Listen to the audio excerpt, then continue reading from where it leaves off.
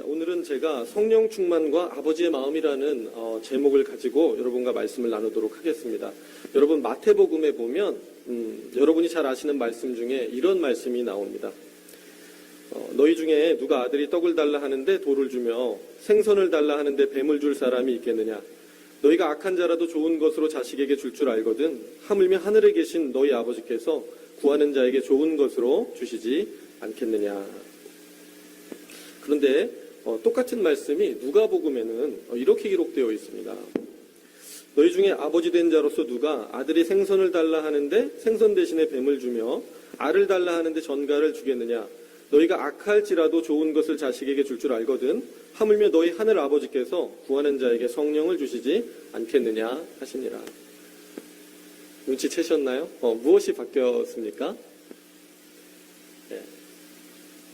결정적으로 하나님 아버지께서 너희들이 구하면 내가 왜 주지 않겠니? 너희를 얼마나 사랑하는데 반드시 줄 거야 라고 했을 때 이것만큼은 반드시 줄 거야, 가장 좋은 것으로 줄 거야 라고 했던 마태복음의 가장 좋은 것이 누가복음에 가면 성령이라고 나와 있습니다. 그러니까 하늘아버지께서 저희들에게 가장 주고 싶으신 게 뭔가 그 비밀이 밝혀졌어요. 성령이라는 거예요. 저는 처음에 조금 실망하기도 했었는데 돈이다 이러면 더 좋으셨을 텐데 성령이었어요. 근데 목회자가 되고 보니까 성경을 또 공부하고 제가 신앙생활을 하다 보니까 왜 하나님께서 성령이라고 하셨는지를 좀 이해하게 됐습니다. 오늘 그 말씀을 좀 나누도록 하겠습니다. 첫째로 하나님께서 가장 주시고 싶으신 베스트가 성령인 이유는 우리가 성령을 받을 때에만 크리스찬으로서 올바르게 살아갈 수 있기 때문에 그렇습니다. 크리스천을 크리스천 되게 할 수 있는 그 능력이 어디에 있느냐? 성령에 있기 때문입니다. 오늘 본문에 이렇게 말씀하세요. 그런즉 너희가 어떻게 행할 것을 자세히 주의하여 지혜 없는 자 같이 하지 말고 오직 지혜 있는 자 같이 하여 세월을 아끼라. 때가 악하니라. 그러므로 어리석은 자가 되지 말고 오직 주의 뜻이 무엇인지 이해하라. 술 취하지 말라. 이는 방탕한 것이니 오직 성령의 충만을 받으라. 크리스천이 된 이들에게 야, 때가 악해. 이제 하나님의 뜻이 무엇인지를 분별하는 자들이 됐잖아. 그러면 성령 충만 받아야 돼. 다른 무엇보다 오직 성령 충만 받아야 돼. 이렇게 말씀하고 계시거든요. 여러분, 크리스천이 되었다는 것은요, 세상으로부터 거룩하게 구별이 됐다는 의미입니다. 뚜렷하게 거점이 없던 방황하던 인생이 예수 그리스도라고 하는 반석을 거점으로 만나게 되어서 거기에 닻을 내리고 이제는 회의가 없고 이제는 허무가 없는 인생으로 새롭게 살아가게 되었다는 것입니다. 길을 발견했고 뜻을 발견했고 삶의 목적을 발견한 인생이 된 것이죠. 그래서 크리스천을 가르쳐서 새로운 피조물이다 이렇게 말씀합니다.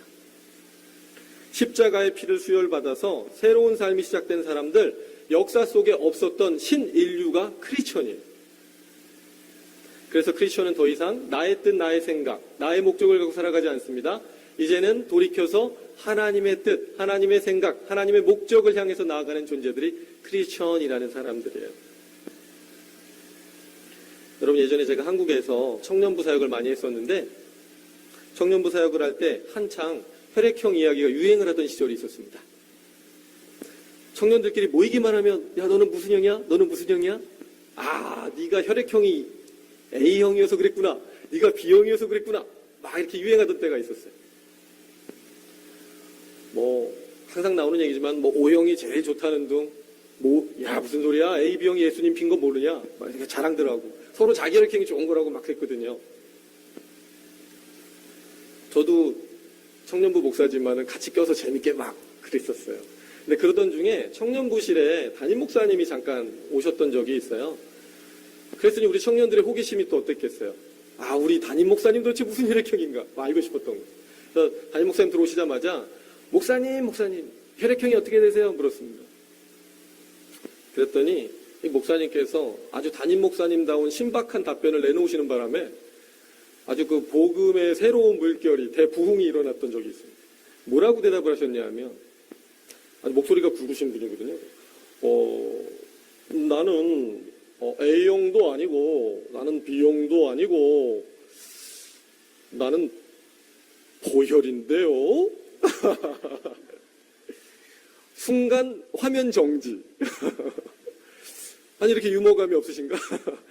그런데 복음적으로 깨달았을 때 너무 맞는 답변이셔서 저희가 역시 우리 담임 목사님 정말 주님의 사람이다 이러면서 은혜롭게 까르르 웃으면서 넘어갔던 적이 있습니다. 그렇죠, 여러분. 저와 여러분의 혈액형은 굳이 따지자면 A형도 아니고요, B형도 아니고요. 저희는 보혈입니다. 그러면 보혈을 수혈받은, 십자가의 피, 보혈을 수혈받은 사람들은 어떻게 살아가야 되는 걸까요? 보혈을 받은 크리스천들은요, 다 같이 한번 따라해 주실까요? 예수님의, 성령님의 의한, 하나님을 위한 사람들이다. 한 번만 더 할게요. 크리스천들은 예수님의, 성령님의 의한, 하나님을 위한 사람들이다. 네, 오늘 중요한 것은 성령님의 의한이 되게 중요합니다, 여러분. By the Holy Spirit. 오직 성령을 의지하고 성령을 따라서 성령님이 기준이 돼서 살아가는 삶, 그 삶을 사는 주인공들이 바로 크리스천이라는 겁니다. 성경은 오늘 이렇게 말씀하세요. 만일 너희 속에 하나님의 영이 거하시면 너희가 육신에 있지 아니하고 영에 있나니 누구든지 그리스도의 영이 없으면 그리스도의 사람이 아니라. 로마서 말씀이거든요. 여러분, 왜 그리스도의 영이 없으면 그리스도의 사람이 아니라라고 말씀할까요? 답은 간단한데요. 성령은 하나님의 영이시고 하나님의 마음이시고 하나님의 생각이시고 하나님의 인격 그 자체세요. 그 하나님이 우리 안에 들어와 계셔야만 우리가 하나님을 알 수 있고 하나님을 믿을 수 있고 하나님께 순종할 수 있고 하나님과 교제할 수 있어요. 어떻게 그냥 인간이 신과 교제할 수 있겠어요? 연결시켜주는 분이 필요하잖아요. 그래서 보혜사 성령님이 우리 안에 계신 거거든요. 성령이 내 안에 와 계실 때만 친절하게 가르쳐 주시고 인도해 주시기 때문에 우리의 그리스도인다움이 지켜지고 크리스천답게 올바르게 살아갈 수 있는 그 삶이 지켜지고 보호되는 겁니다. 그것도 그럴 것이요. 오늘 본문에 보면 때가 악하니라 이렇게 말씀하고 있어요. 때가 악하니라 무슨 말이냐 하면 너희들 그냥 정신줄 놓고 마음 놓고 살아가면 말씀대로 순종하면서 살아가기 힘든 세상이야 이렇게 얘기하시는 거거든요. 에베소서 6장 뒷부분으로 더 가면 심지어 이 땅에서의 성도의 삶을 아예 영적 전쟁이야 라고까지 표현을 하고 있어요. 우리의 씨름은 혈과 육에 대한 것이 아니요 정사와 권세와 이 어두움의 세상 주관자들과 하늘에 있는 악의 영들에 대함이라. 이 땅에 존재하는 악한 영들의 실체에 대해서 인정하시는 하나님의 말씀이에요. 우리는 그냥 눈에 보이는 사람들끼리 살아가는 것 같지만 실제로 우리 배후에 영적인 세력들이 있다. 그래서 그 녀석들이 할 수만 있는 대로 구원받은 하나님의 언약의 백성들을 끌어내리고 구원해서 미혹하고 타락시키기를 원하는 존재들이 활동하고 있다. 우는 사자 때처럼. 그러니 여러분, 하나님 마음이 어떠시겠어요? 저희를 바라보는, 그냥 봐도 염려, 걱정, 투성이인 우리를 하나님 나라 가기까지 주신 구원을 저 아이들이 잘 이뤄갈 수 있을까? 얼마나 걱정이 되시겠어요? 그래서 하나님께서 생각하신 최고의 시스템이 저는 성령 내주의 방식이 아니었나. 마치 그 세콤을 설치하듯이, 마치 안전장치를 이렇게 잠금장치를 해주듯이 직접 하나님 당신이 우리 안에 들어오시기로 결정하신 거예요. 고아와 같이 결코 저와 여러분을 버려두시지 않겠다라고 하는 진짜 하나님 아버지가 우리 아버지시기 때문에 가능한 결정이었다고 저는 생각합니다. 예수님께서 제자들을 떠나시기 전에 이렇게 말씀하세요. 내가 너희를 고아와 같이 버려두지 아니하고 너희에게로 오리라. 보혜사 곧 아버지께서 내 이름으로 보내실 성령, 그가 너희에게 모든 것을 가르치시고 내가 너희에게 말한 모든 것을 생각나게 하시리라. 평안을 너희에게 끼치노니 곧 나의 평안을 너희에게 주노라. 내가 너희에게 주는 것은 세상에 주는 것 같지 아니하니라. 너희는 마음에 근심도 말고 두려워하지도 말라. 아멘. 무슨 말씀이시냐 하면 예수님께서 이 땅에 계실 때 보혜사의 사역을 하셨어요. 보호하고 은혜를 베풀어 주시는 사역. 그래서 제자들에게 말씀을 가르치시고 마귀들을 쫓아내시고 병든 자들을 고쳐주셨어요. 그런데 그 사역을 이제 다른 보혜사를 너희에게 보내서 고아와 같이 내버려 두지 않겠다? 무슨 말씀이냐 하면 성령을 우리 안에 보내셔서 이 땅에 계실 때 예수님께서 하셨던 그 일을 직접 우리 안에서 하시겠다는 거예요. 우리 안에서 우리에게 말씀을 가르쳐 주시겠다는 거예요. 우리 안에 들어와 있는 더러운 영들을 쫓아내시겠다는 거예요. 우리 마음속에 병든 자리가 있고 아픈 자리가 있으면 주님이 그 상처 치유하시겠다는 겁니다.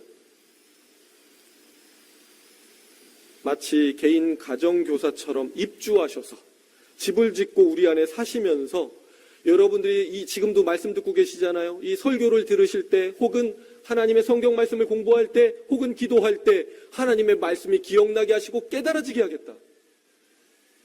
믿음을 주시겠다는 거예요. 여러분, 사실 우리의 모든 문제는 믿어지지 않기 때문이거든요. 하나님의 능력이 믿어지지 않으니까, 하나님 살아계신 게 믿어지지 않으니까, 하나님 내 인생 주관하시고 오늘도 붙들고 가시는 게 믿어지지 않으니까 근심과 염려로 바람잘 날 없는 게 우리의 마음이거든요. 근데 성령께서 바로 그런 연약한 우리를 붙드시기 위해서 우리 안에 찾아와 주신 거죠. 그래서 구약 성경에 보면 너희 마음속에 나의 영을 보내서 말해주는 사람이 있을 거야. 이리로 가라, 이쪽으로 가라, 그리 가면 안 돼. 말해주는 영이 있을 것이다 약속하셨고, 너희들의 그 강팍하고 돌같이 딱딱한 마음을 부드럽게 해준다고 하신 약속이 있어요. 성령이 우리에게 임하시면 하나님의 말씀이 너무 달콤할 거래요. 마음이 부드러워져서. 또 죄가 있으면 지적하셔서 바로 하나님 앞에 고치고 바로 서게 해주세요. 죄가 있으면 하나님과의 관계가 멀어지잖아요. 그것을 제거해 주시기도 하고, 우리가 빠져있는 악한 생각, 악한 영에 붙들려 있는 그 악한 영들 쫓아내 주시고요.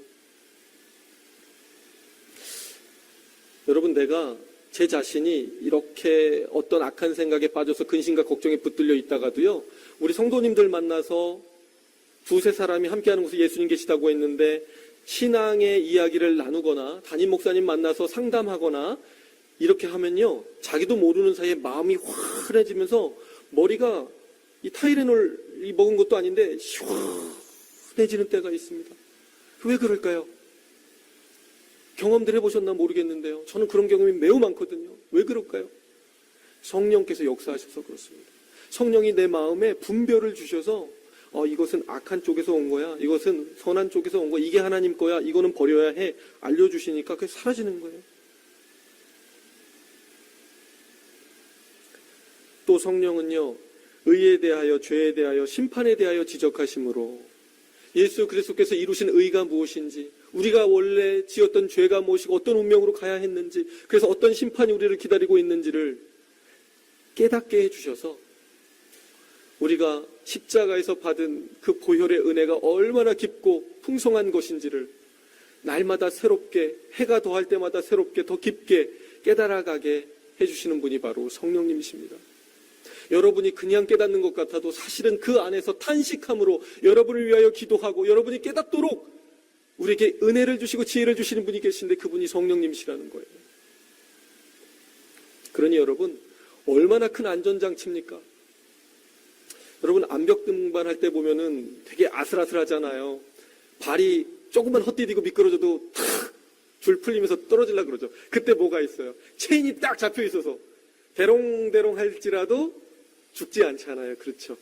그런 안전장치 같은 게 바로 저는 성령님이라고 생각합니다. 얼마나 감사한지 모르겠어요. 이 신앙의 길을 그냥 저한테 홀로 맡겨주셨다면 제가 그 길을 갈 수 있었을까? 끝까지 그 길을 완수할 수 있었을까? AS도 이런 AS가 없습니다.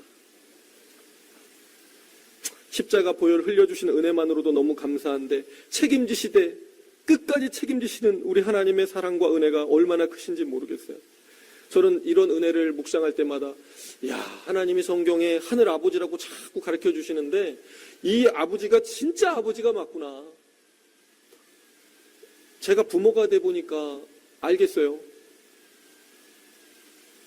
자기들은 엄마 아빠 있으니까 자존감이 충만해서 잘난 척도 하고 똑똑한 척하고 막 장난도 치고 그러지만은 이 자녀들 엄마 아빠 없으면 어떻게 되겠습니까? 이 찬밥 신세잖아요. 누가 지켜주겠어요? 저는 가끔 그런 생각합니다.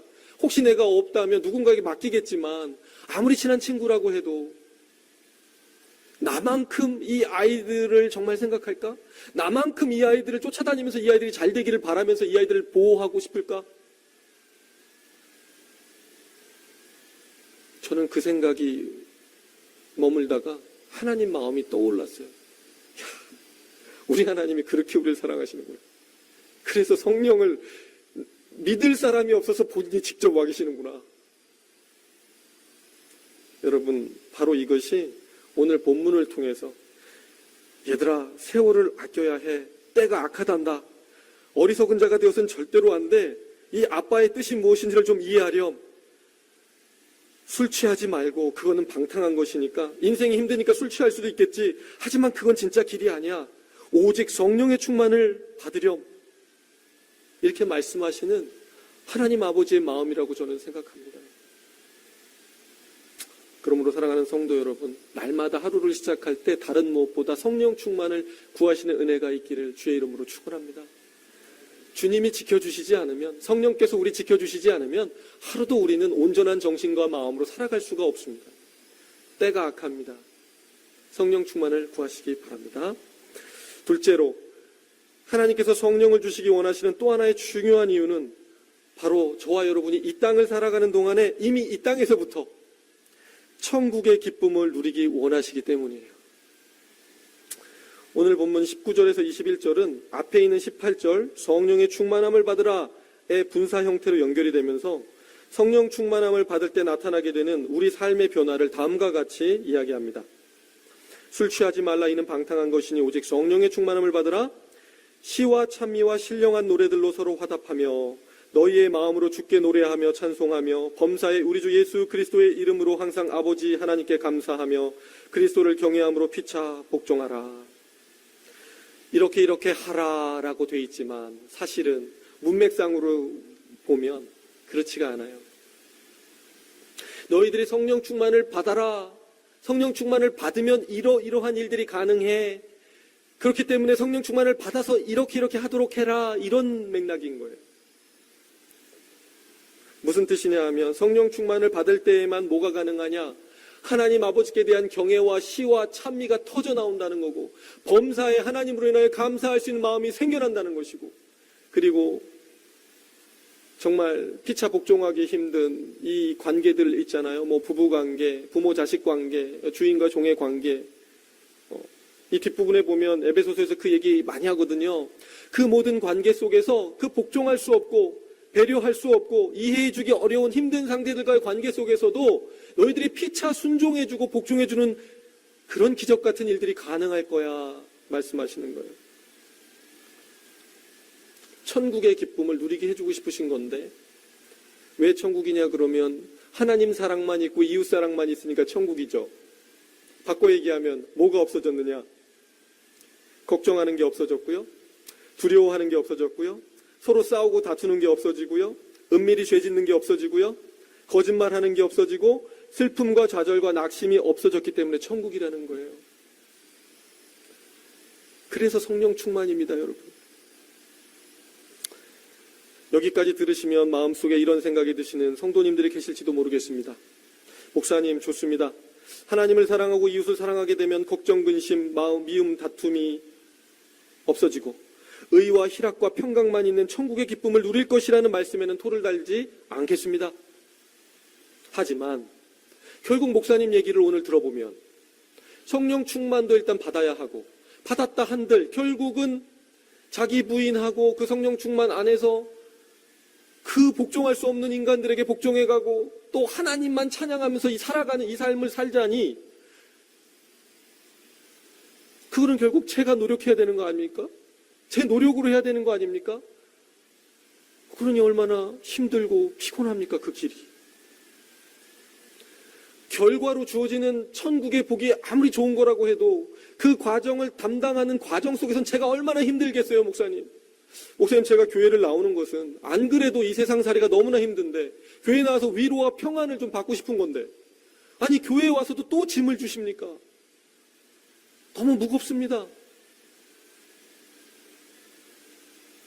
솔직히 저는 이런 얘기 들을 때마다 율법의 짐이 부과되는 거가 솔직히 마음이 지치고 힘듭니다. 맞아요, 여러분. 충분히 공감이 되는 이야기입니다. 근데 저는요, 이런 마음을 갖고 계실 성도님들께 이런 말씀을 꼭 한번 드리고 싶어요. 기독교를 크게 오해하셨습니다. 뭔가 기독교의 본질에 대해서 잘못 알고 계십니다. 여러분, 예수님 믿으면 예수님 닮아가야 되고 성화의 길을 가야 하니까, 그리고 성령의 열매 맺어야 하니까 힘들지 않은 건 아니에요. 노력해야 되고요. 힘듭니다. 하지만 그 길이 북한에서 하는 것처럼 먹을 것도 주지 않으면서 기쁨도 주지 않으면서 그냥 고난의 행군을 가게 하는 그런 길은 아니에요. 기독교가 이야기하는 예수님 닮아가는 그 인생은요, 힘듦도 있지만 반드시 성령께서 주시는 기쁨이 같이 가는 길입니다. 기쁨이 없으면 기독교가 아니에요. 내가 이 길을 가고 있는데 막 힘들기만 해. 그냥 거의 노동자처럼 죽도록 계속 노동만 하는 것 같아. 그러면 기독교 그 길 잘못 가고 있는 겁니다, 여러분. 절대 그렇지 않아요. 하나님이 여러분 노동자 삼으려고 교회에 모으신 거 아니거든요. 천국 기쁨 이 땅에서도 맛보게 해주고 싶으셔서 여러분 부르신 거거든요.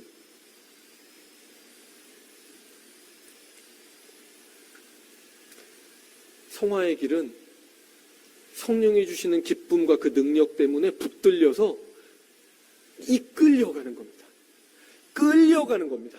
내가 막 안 되는 걸 가지고 내가 막 가는 길이 아니고 끌려가는 거예요. 아니 여러분, 어떻게 억지로 이기적인 인간이 상대가 오리를 가자고 한다고 해서 심리를 가줄 마음이 생기겠습니까? 부부끼리도 애인끼리도 그게 어렵잖아요. 맨날 다투잖아요. 싸우는 이유 보면 별로 작은 거예요. 그 작은 거 양보 하나 못하고 맨날 싸우거든요. 당신 없으면 죽어, 당신 없으면 안 돼 이래가지고 결혼했는데 그런 걸로도 싸우잖아요. 억지로 어떻게 범사에 감사할 수 있겠어요? 여러분, 하루만 살아봐도 감사 못할 상황이 얼마나 많은데요. 억지로 어떻게 원수를 사랑해요? 그냥 용서해 줄게도 너무 힘들잖아요. 가서 같이 해코지 안 하는 것만으로 너무 힘들잖아요. 근데 어떻게 그 원수를 사랑까지 하죠?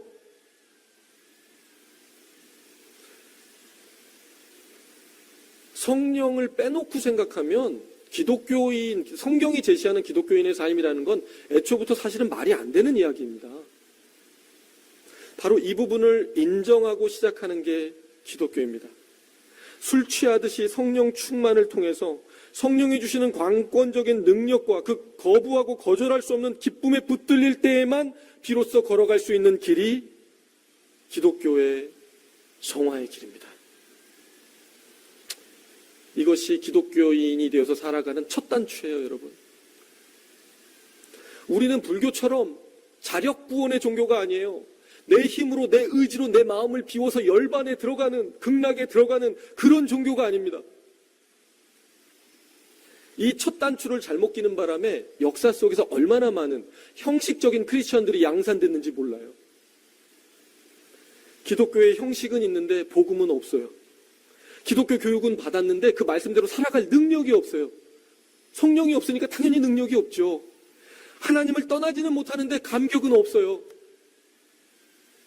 그렇게 나약하고 무기력하고 지쳐버린 크리스천들이 얼마나 많이 양상됐는지 모르겠습니다. 그나마 그게 없다 보니까 건지는 건 뭐냐 하면 그냥 교회 안에서 평판, 자신의 의, 공로, 자존심은 챙겨요. 왜? 성령 없어도 일은 열심히 할 수 있거든요. 그럼 사람들이 좀 알아주거든요. 아, 저 사람은 그래도 정말 열심히 하는 사람이야. 신앙이 좋은 사람이야. 그런데 사실은 그 안에 자기는 괴로워. 성령의 의지에서 하지 않기 때문에 괴로워요. 여러분, 이웃사랑을 하고 봉사를 해도요, 내가 계속 누군가를 사랑할 수 없는 사람을 품어주고 사랑하는데 고통만 있어.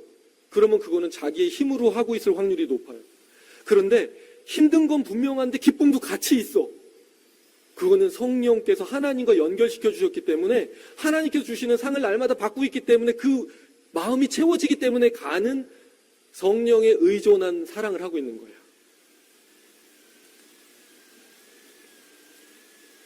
예수님 때도 성령 없이 자기의 의 안에서 그렇게 열심으로 했던 사람들이 있고, 그들에 대해서 주님은 독사의 자식들이라고 얘기했어요. 그리고 사도 바울은 디모데에게 보내는 편지에서 경건의 모양은 있으나 경건의 능력은 부인하는 자들이라고 말씀했습니다. 사랑하는 성도 여러분, 하나님께서 저와 여러분에게 선물해 주시고 싶으신 기쁨은, 그리고 인생의 선물은요, 그냥 노동이 아니에요. 그냥 힘들게 살아가는 게 아니에요. 막 있잖아요. 종교들 보면 막 계단 막 1000개를 막 이렇게 올라가야 되고, 막 이렇게 해서 그 올라가면 뭐 도를 깨닫는다, 뭐 행복을 얻는다, 마음이 비워진다. 그런 차원의 얘기를 하나님이 하시는 게 아니에요, 여러분. 예수 만나면 기뻐야 돼요. 우리를 너무나 사랑하시는 그 영이 우리 안에 들어와 계시기 때문에 기쁠 수밖에 없어요.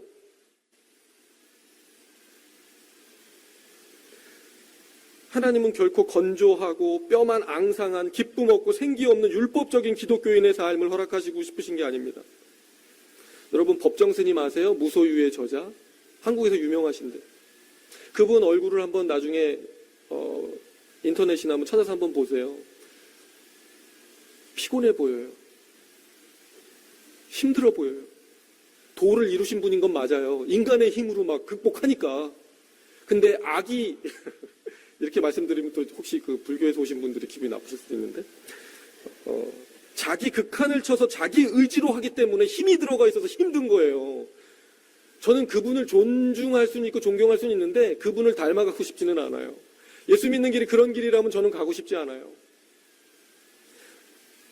제가 오늘 이 자리에 서 있지만, 예수 믿는 일이 쉽지 않지만, 목회자로 사는 일이 쉽지도 않지만 왜 이 길을 갈 수 있는가? 기뻐서 그래요. 근본적인 기쁨이 떠나지 않기 때문에.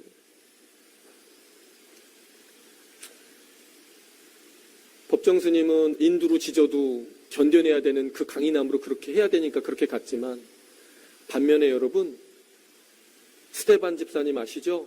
사도행전에 나오는 돌 맞아 죽어가면서도 찬송하고 하나님의 영광을 보고 평안하게 눈을 감으셨던 분. 그게 기독교입니다, 여러분. 내 힘으로 돌 맞는 거 참으려고 그랬으면 표정이 어땠겠어요? 돌 날라올 때마다 얼마나 힘들었겠어요.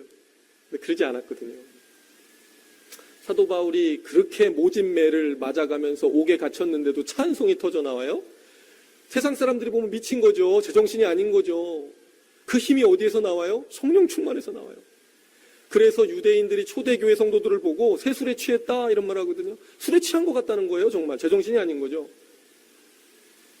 도대체 성령 충만이 뭐길래, 성령 내 안에 오시면 어떤 일을 하시길래 우리 안에 그런 기쁨이, 그런 능력이 나올까?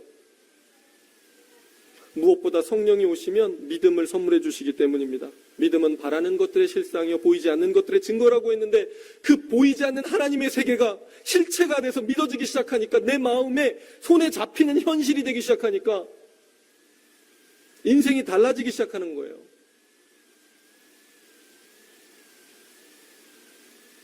성령께서 내 마음에 말씀을 받을 때 문신하듯이 새겨주세요. 이 말씀을 가슴속에 새겨주세요. 오바로크가 딱 쳐져요. 그러면 이제 새겨지면 그게 내 마음의 법이 되는 거예요. 그러면 늘 세상의 스토리에만 관심을 갖고 살던 사람들, 그래서 내가 돈이 좀 없고 명예가 좀 없고 권력이 좀 없으면 이 세상 어떻게 살아가지, 그 불안하게 떨면 살아가던 그 사람들이 하나님의 스토리, 영원한 나라의 스토리가 내 마음을 장악하기 시작하고 붙들기 시작하니까 하나님 살아계신 게 믿어지기 시작하고, 그 살아계신 하나님이 나를 정말 자식처럼 사랑하시고 아끼시는 게 믿어지고, 그분이 오늘 나의 삶을 붙들고 계신 게 믿어지기 시작하는 겁니다. 그 믿음이 우리에게 찾아오기 시작하면 거기서부터 뭐가 생겨요? 소망이 생겨요. 하나님 살아계신 게 믿어지기 시작하니까 소망이 생기는 거예요. 왜? 오늘 나의 삶은 너무나 힘들고 외롭고 어렵지만 이 땅이 내 인생의 스토리의 끝이 아니라는 것을 믿게 되니까, 영원한 세계가 들어오니까, 영원한 나라를 보게 되니까 오히려 이 땅에서 사는 70년, 80년이 너무 짧아. 빨리 끝나고 영원한 세계가 좀 왔으면 좋겠어. 그건 영원하거든요. 비교할 수 없잖아요. 그러니 소망이 들어오죠. 그러니 오늘 힘들어도 이제는 포기하지 않아요. 이제는 쓰러지되 완전히 쓰러지지 않는 사람이 돼요. 다시 오뚜기처럼 일어날 수 있어요. 그 힘이 어디에 있어요? 성령께서 내 안에 주시는 말씀의 약속에 대한 확신 때문에 있어요. 그러면 그 소망 안에서 평강이 내 마음을 장악합니다. 세상이 알 수도 줄 수도 없는 평안을 주신다고 한 그 약속이 그때 임하는 거예요. 내 마음에 평안이 넘칩니다. 아, 만사가 하나님 손 안에 있구나. 야, 내가 내 힘으로 감당해 보려고 이거 되게 걱정했었는데 오늘도 나의 삶 이끄시는 분, 붙드시는 분 하나님이시구나. 그러면 문제 없지. 결론은 내려져 있지. 이 평강이 자리하고 나면 뭐가 넘치겠어요, 여러분? 그때부터 기쁨이 막 석유 유전 발견하면 팍 터져나오죠. 그 스파클링 선전 나올 때 팍 여름과 해변에서 막 터지잖아요. 그 기쁨이 여기서 팍팍 터져나오는, 팍팍 터져요. 맨날 유전이 터지는 거죠. 그러니 범사에 감사가 따라오지 않을 수가 없어요.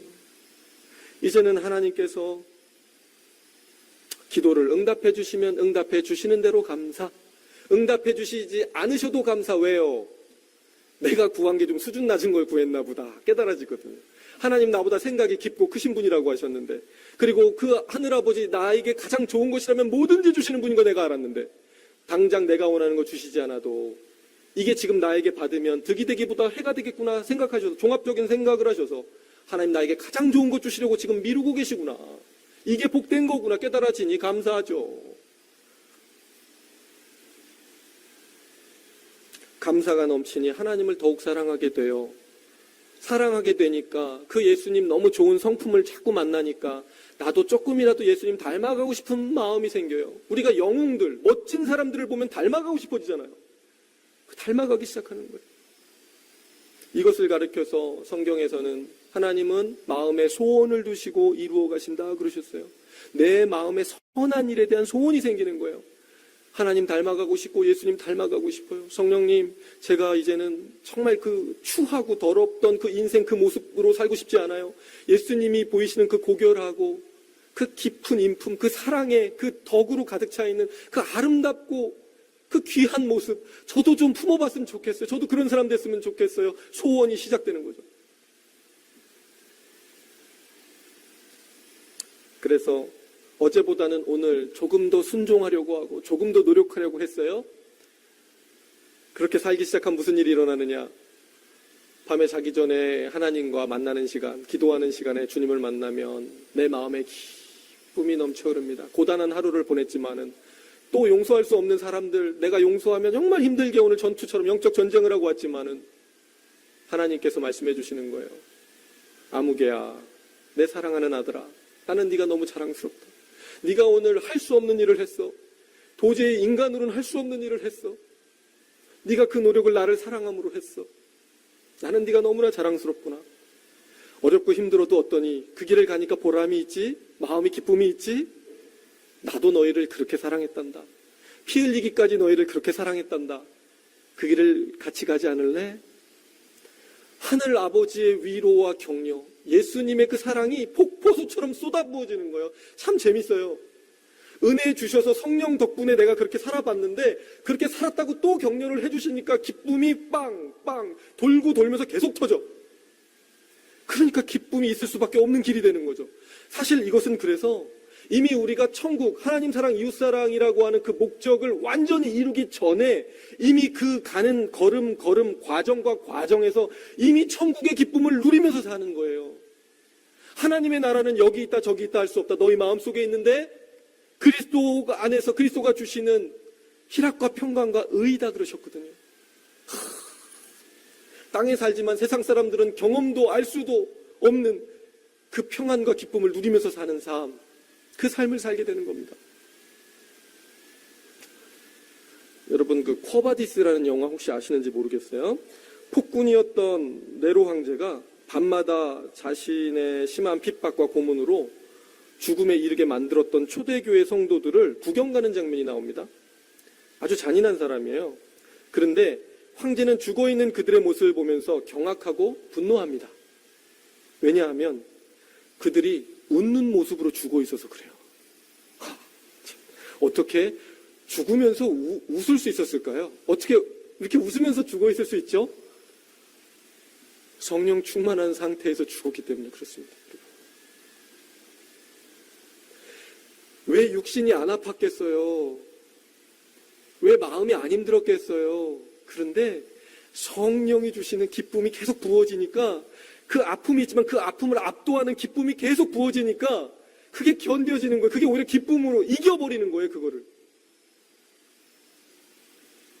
저는 여러분들이 이런 인생 사셨으면 좋겠어요. 그 좋은 하나님, 그 좋은 예수님 만났는데 여러분 인생이 이미 이 땅에서부터 천국을 누렸으면 좋겠어요. 작년보다는 올해가 더, 연초보다는 연말에 더,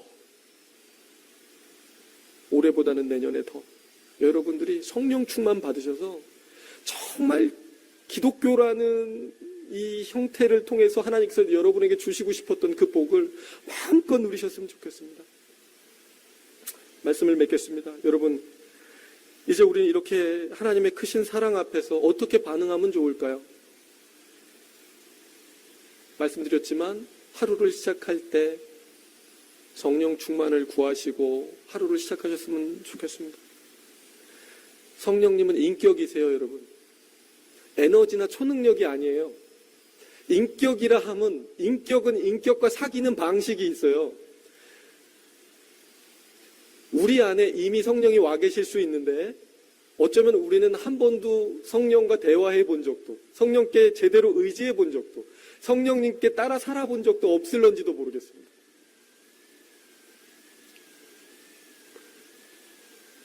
성령님 와 계셨죠? 제가 몰랐습니다. 성령님, 오늘도 제 힘으로 살지 않게 하시고 성령 주시는 깨달음과 은혜 안에 살게 해주세요. 인격적으로 대화하는 거예요.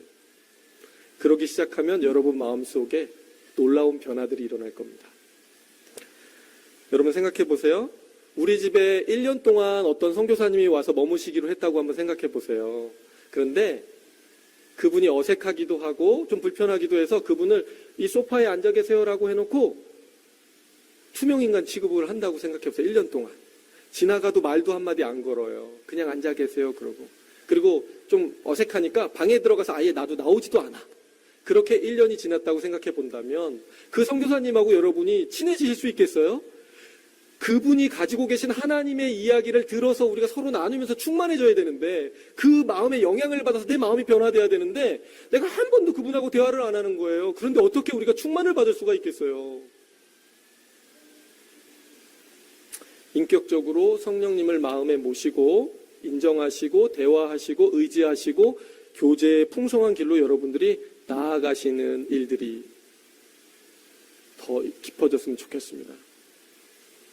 그런 일이 만약에 없잖아요, 여러분. 그러면 아까 그 디모데후서에 얘기한 경건의 모양은 있는데 경건의 능력은 단 한 번도 경험해 본 적이 없는 성도로 생을 마감할 확률이 있습니다. 그것만큼 안타까운 일이 없어요. 저는 그 성도님들 모두가 어린아이들로부터 장년부에 이르기까지 이 성령님과의 깊은 교제를 통해서 하나님의 인도하시고 보호하심, 하나님의 그 천국의 기쁨을 나에게 선물해 주심, 그 감격과 그 은혜를 맛보아 아는 은혜가 충만하시기를 주의 이름으로 축원합니다.